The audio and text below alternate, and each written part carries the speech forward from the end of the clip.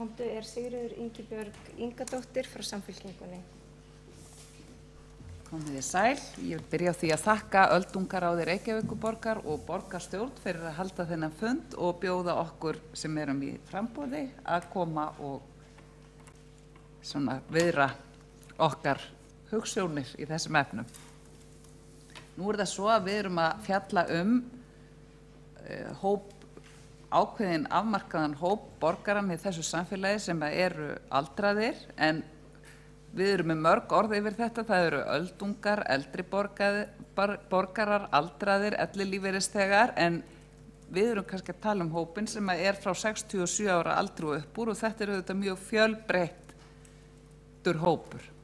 Þetta langt æviskeið, þökk sé háum aldri Íslendinga, þannig að við erum að tala mjög fjölbreyttan hóp.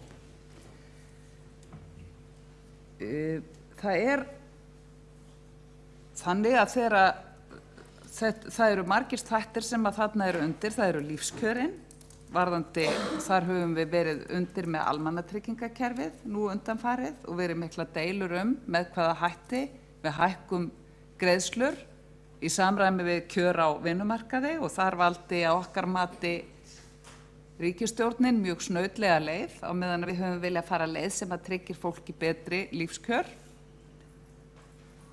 Síðan snýst þetta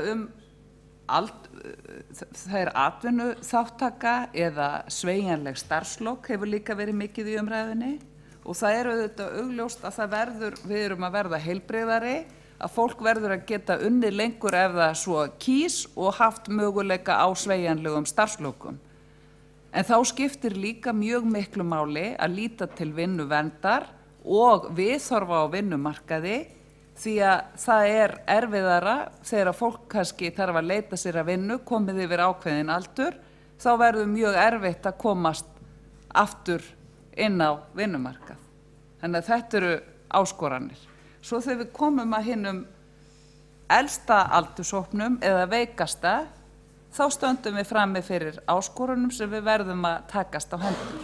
Og það sem við í Samfylkingunni viljum gera þegar við vonandi komumst í ríkisstjórn að gera eitthvað sem hefði átt að vera búið að gera fyrir löngu, almennilega greiningu á þróuninni á næstu árum og hvar þörfin verður mest fyrir þjónustu og hvers konar þjónustu.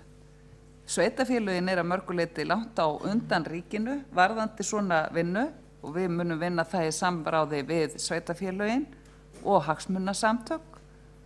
En þar leika hjúkrunarheimilin lykilhlutverk, þó að eins og Anna Björg benti á í sínu erindi, við getum ekki byggt upp endalaust af hjúkrunarheimilum, og við verðum líka að horfa til þess að ég gerir ráð fyrir því að verða ekki öðruvísi manneskja en ég núna, þó ég verði kannski vonandi 88 ára gömul. En þá þrá nú flestir að fá að lifa sjálfstæðu lífi og að búa heima hjá sér. Þó að það verði síðan þannig að það geti ekki, að fólk verði fegið jafnvel að komast loksins inn á hjúkrunarheimili þegar að hafa verið langvarandi og erfið veikindi, þar sem að einstaklingurinn hættur í raun og veru að geta lifað sjálfstæðu lífi. En okkur tókst eftir hrun fjármálakerfisins og íslenska gjaldmiðilsins að fjármagna uppbyggingu á 400 nýjum hjúkrunarrýmum. Og það afskaplega bagalegt að tíminn á þessu kjörtímabili hafi ekki verið nýttur til áframhaldandi uppbyggingar sem neinu nemur, en það áætlanir okkar gera ráð fyrir að það þurfi á næstu 4 árum að gera ráð fyrir uppbyggingu 500 nýrra rýma. Það ansi mikið, en það verkefni sem við verðum að takast á hendur, því annars erum við að neita fólki eða annars erum við bara ekki að mæta þeirri þjónustuþörf sem til staðar og auka enn frekar álagið á Landspítala og heilbrigðisstofnanir landið. En á sama tíma þurfum við að stórefla heimaþjónustu, vera tilbúin til að setja meiri fjármuni þar inn, og ég tek undir með Eyglóu sem að talaði velferðartæknina. Við erum eftirbátar Norðurlandaþjóðanna sem að hafa nýtt sér hjálpartæki og tækni mun betur til þess að tryggja einmitt öldruðu fólki betri möguleika til sjálfstæðs lífs og að spara umtalsverða fjármuni til lengri tíma.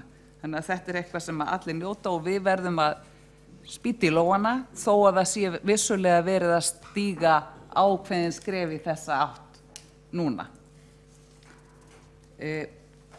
Svo verðum við bara, ég held að það skipti fyrir langstærstan hóp þeirra sem eru komnir inn á efri árin, skipti máli að geta búa við fjárhagslegt sjálfstæði, að geta lifað virku lífi og þurfa ekki að fást við einmanaleika sem að veldur líka heilsubresti og það sameiginlegt verkefni okkar að skapa samfélag þar sem að gott að eldast. Ég tek undir það, við erum framarlega í öldrunarmálum á mörgu leyti en við höfum ekki undirbúið okkur nógu vel undir það sem koma skal og þar þarf ríkið að læra af sveitarfélagunum og vinna með sveitarfélagunum í því að skapa góðar aðstæður fyrir alla borgara landsins.